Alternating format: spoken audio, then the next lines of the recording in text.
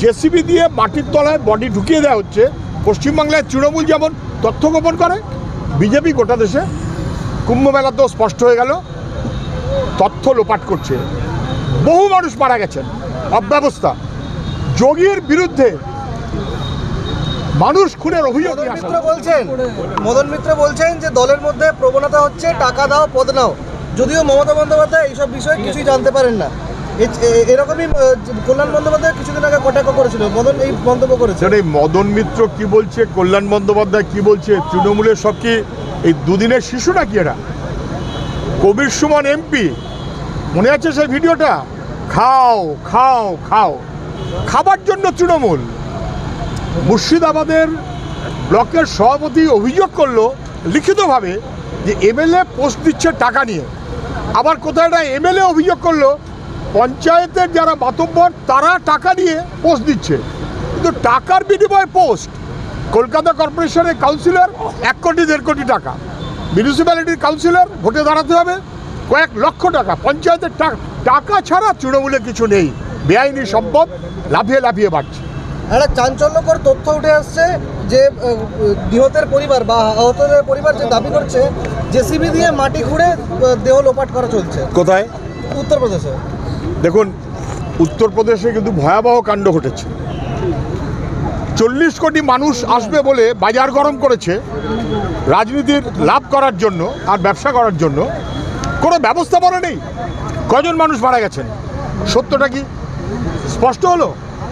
প্রথমে অস্বীকার করলেন, 10, 15, এখন 30। আমি বলছি 100 চাইতে অনেক বেশি। এই ফিগারটাকে হয়তো পশ্চিমবাংলায় ইতিমধ্যে 2, 1, 2, 3 করে 6। এবং কেন পোস্টমর্টেম করা হচ্ছে না, কেন ডেথ সার্টিফিকেট দেওয়া হচ্ছে না? যাতে সংখ্যাটাকে অস্বীকার করা যায়, গোপন করা যায়। এখন শোনা যাচ্ছে জেসিবি দিয়ে মাটির তলায় বডি ঢুকিয়ে দেওয়া হচ্ছে। পশ্চিমবাংলায় তৃণমূল যেমন তথ্য গোপন করে, বিজেপি গোটা দেশে কুম্ভ মেলাতেও স্পষ্ট হয়ে গেল তথ্য লোপাট করছে। বহু মানুষ মারা গেছেন, অব্যবস্থা। যোগীর বিরুদ্ধে মানুষ খুনের অভিযোগ নিয়ে আসা উচিত। আমি জানি না মুখ্যমন্ত্রী কি করবেন। কুম্ভ মেলায় এই বিপর্যয় নিয়ে শঙ্করাচার্য যোগীর পদত্যাগের দাবি করছেন, এই পদত্যাগ ঘিরে আপনাদের মতামত? কুম্ভ মেলায় যেভাবে বিপর্যয় ঘটেছে এবং তাকে যেভাবে ধামাচাপা দেবার চেষ্টা করা হয়েছে, তথ্য লোপাটের চেষ্টা করা হয়েছে, প্রথম দিনই আমরা বলেছি যোগীর পদত্যাগ করা উচিত, না হলে মোদি অমিত শাহ উচিত যোগীকে খারিজ করা। পদত্যাগে করবে না, খারিজও করবে না, মানুষের মৃত্যুর দায় কেউ নেবে না, এ কখনো মেনে নেওয়া যায় না। বাইপাস ধাবার সামনে ভর সন্ধ্যাবেলা একজন তরুণীকে কুপিয়ে খুন, যে প্রত্যক্ষদর্শী সে নিজের নিরাপত্তা নিয়ে আতঙ্কিত। দেখুন, বাইপাস ধাবা কলকাতার একেবারে কেন্দ্রস্থলে, পারলে প্রায় ইস্টার্ন মেট্রোপলিটন বাইপাস, তার উপরে বাইপাস ধাবা।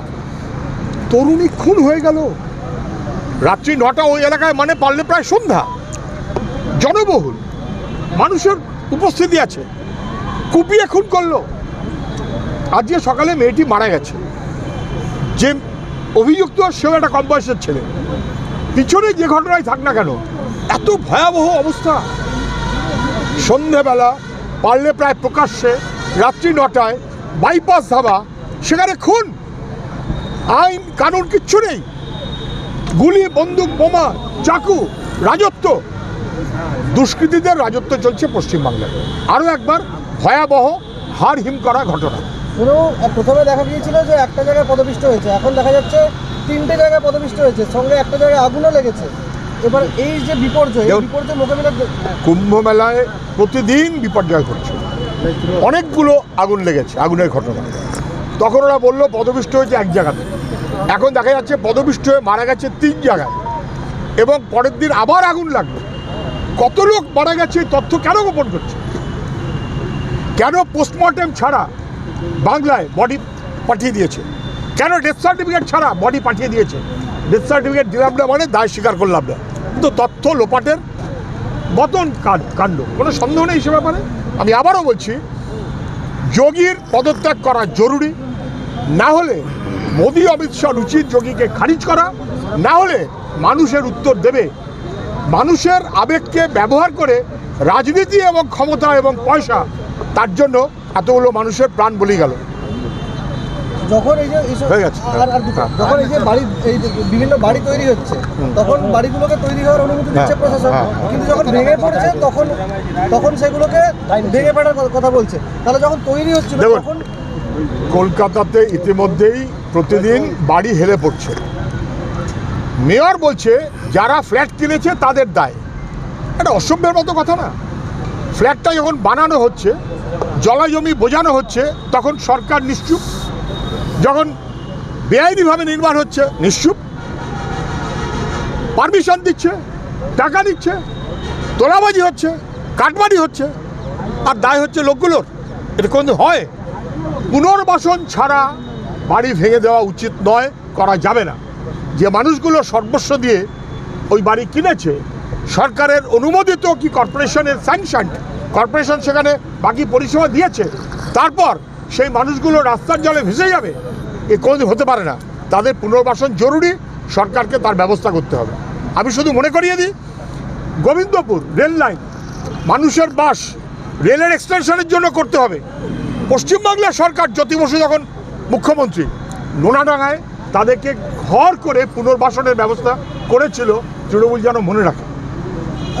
একটা সরস্বতী পুজো যোগেশচন্দ্র কলেজে, সেখানে পুলিশ পিকেট করতে হচ্ছে, হাইকোর্টকে হস্তক্ষেপ করতে হচ্ছে। যোগেশ চৌধুরী কলেজ কলকাতায়, ল কলেজ, মমতা ব্যানার্জি সেই কলেজের ছাত্রী। এটাই তিনি দাবি করেন। কি পড়াশুনো করেছেন না করেছেন আমি তার মধ্যে যাচ্ছি না। তাহলে মমতা ব্যানার্জির কলেজে তৃণমূল ছাত্র পরিষদের নেতারা দাবি করেছে সরস্বতী পুজো করা যাবে না। তাদের নিজেদের গোষ্ঠীর গণ্ডল না কি গণ্ডল আমি জানি না, কিন্তু কেন এটা হবে না? এবং শেষমেশ এখন পুলিশ পিকেট বসাতে হচ্ছে কলেজে, যাতে বরাবর যেটা হয় সেই সরস্বতী পুজো যাতে কলেজে হয়। এ ভাবা যায়? এটা তো কার্যত বিজেপিকে সুযোগ করে দিচ্ছে তৃণমূল, যাতে বিজেপি বলতে পারে সরস্বতী পুজো হয় না, ও পুজো হয় না, সে পুজো হয় না। বিজেপিকে সুযোগ করে দেওয়ার জন্য তৃণমূলের নেতারা এই অসভ্যতা করছে। প্রাথমিক নিয়োগ দুর্নীতিতে সন্দীপের বিরুদ্ধে চার্জ ফ্রেম করেছে আদালত। সন্দীপ মানে ঠিক আছে। প্রাথমিক নিয়োগ দুর্নীতিতে ফের প্রশ্নের মুখে সিবিআই, অবশেষে সন্দীপের বিরুদ্ধে চার্জ ফ্রেম করলো আদালত। শুধু আমাদের আমার মনে